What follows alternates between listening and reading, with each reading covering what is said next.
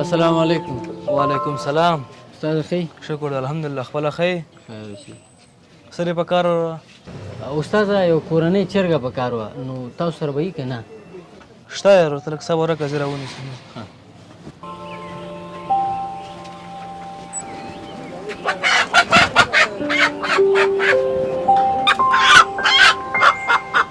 راکړه استاده. همدغه ده. بله نشته؟ نور همدې یوه دانه پاتې ده. ښه هو ښه دا څو روپۍ دي؟ دا 1500 روپۍ وروره. مړه استاده روژه ده، لږ ګزاره کوه سړیه. وروره دا موږ په عامه ورځو کې په 900 روپۍ خرڅوو، خو د روژې مبارکه میاشت په همدې خاطر په 1500 روپۍ درکړه.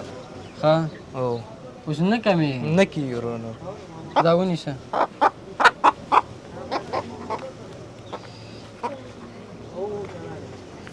دا وایه صحیح شو؟ وروره لالی کوم درته؟ نه همداسې وړمه بس. صحیح دی وایه. السلام علیکم. دې چرګې ته چې دا غوړي په دې کړۍ کې ور واچې او بیا یې داسې ورو ورو وړه وړه کټکې پکې ور واچې، خدایه تا ته مې دې توبه نو.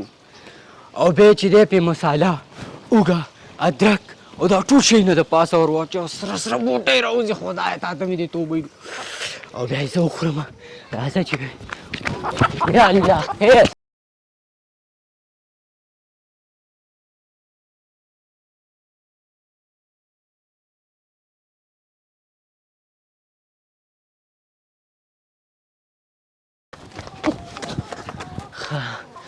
دې کور ته لاړې، د خدای نیکبختې په دې حقه د روژه کې دې سوتېږه کړه.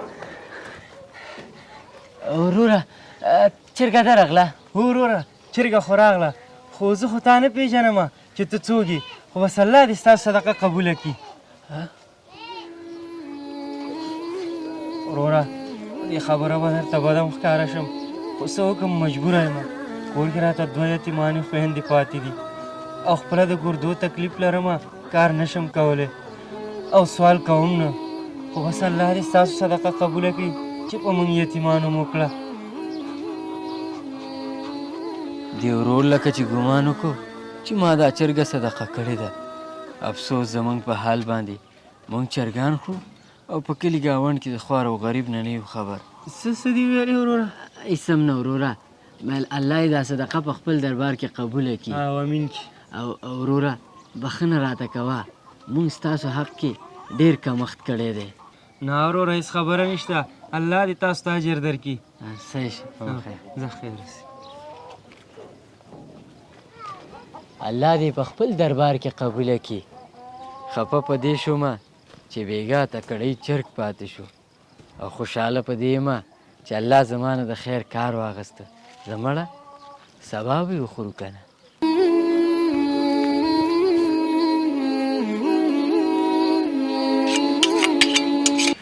السلام علیکم. وعلیکم السلام. وروره ښه یې جوړې؟ خیر اوسې، مننه. څه شی په کار و؟ کورنۍ چرګه په کار وه. وروره کورنۍ چرګه خو نشته، خو یو چرګ را سره شته دی. بس دا چرګ راواله، غوړي لا غوړي. ښه صحیح.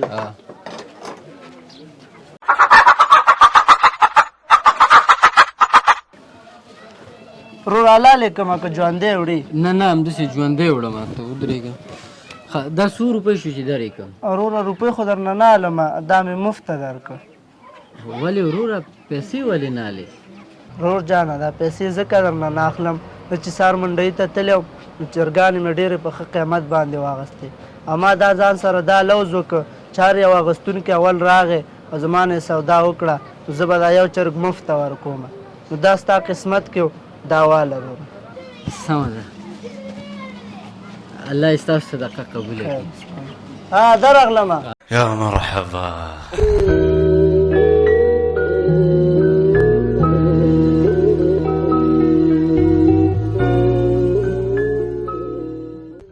السلام علیکم. قدرمنو دوستانو، د ویډیو نه مو هدف عامه پوهاوی و. دا ټول د صدقې اثر و. صدقه کوئ ځکه چې بیا کفن کې جیب نشته چې څه پکې یوسي، دا هر څه به درنه پاتې وي. نو که ویډیو مو پوره کتلې وي په کمنټ کې ولیکئ چې ماشاءالله، او د ثواب په نیت یې نورو ملګرو سره شریکه کړئ. والسلام.